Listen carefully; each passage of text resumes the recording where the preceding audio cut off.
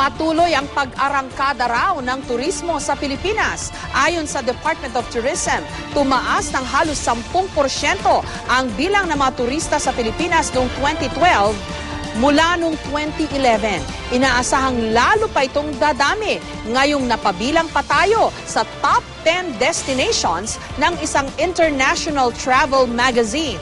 Live mula sa Quezon City, may report si Ruth Cabal. Ruth? Jessica, isang international magazine nga ang nagbansag sa Pilipinas bilang isa sa top tourist destinations sa buong mundo yan. Tayo daw ay dapat bantayan sa 2013. Ang mga malaparaisong islang ito ng Pilipinas ay kabilang sa mga dahilan kung bakit ang ating bansay nabansagang isa sa destinations to watch in 2013 ng international travel magazine na Condé Nast. Partikular na nabanggit sa nasabing artikulo ang Siargao at Palawan. Ayon sa Department of Tourism, malaking bagay ang magagandang reviews ng mga prestigyosong travel magazine tulad nito. Layo naman daw ng ahensyang mapansin ng mga dayuhang turista ang Pilipinas, kaya't sa taong ito ipagpapatuloy pa rin ang It's More Fun in the Philippines campaign na nagmula naman daw talaga sa mga karanasan ng mga dayuhang turistang bumibisita sa bansa.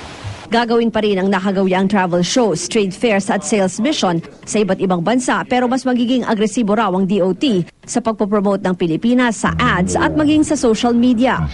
Para sa DOT, epektibo naman daw ang isang taon ng It's More Fun in the Philippines campaign.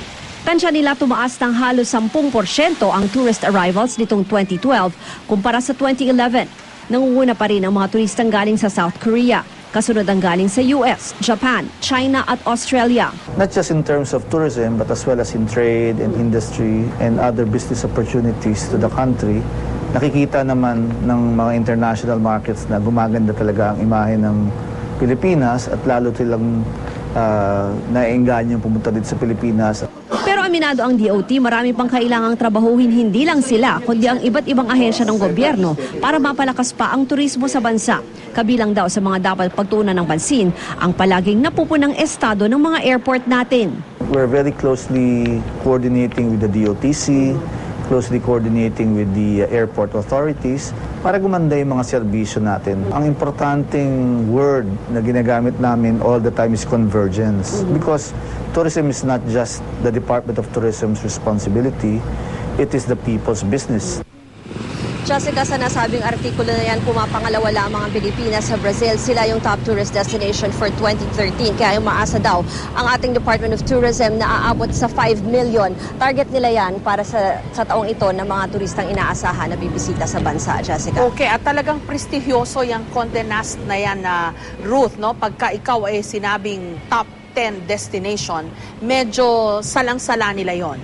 Tama, Jessica, kasi tinatanong natin kanina sa DOT yung reputation nga ng magazine na yan. Ang sinasabi nga nila, high-end daw yan. Tapos yan pa daw yung US issue, kaya kinikilala rin daw yan ng mga issue sa ibang bansa. Kaya sigurado daw na magiging malaking factor yan para ma-boost yung tourism sa ating bansa. Kung sa bagay, may ilang taon na rin sinasabi na isa talaga sa mga dapat na lumalago na negosyo sa ating bansa ay tourism. At siguro sa Year of the Water Snake, kabilang pa rin yan, di ba?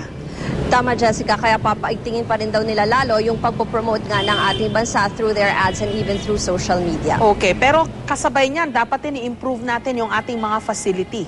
Diba? Yung mga tourist facility, malinis na banyo, magandang mga kalsada, maayos na mga sistema para sa ating mga tourist guide, maayos na at malinis na mga tulugan para sa ating mga bisita, di ba?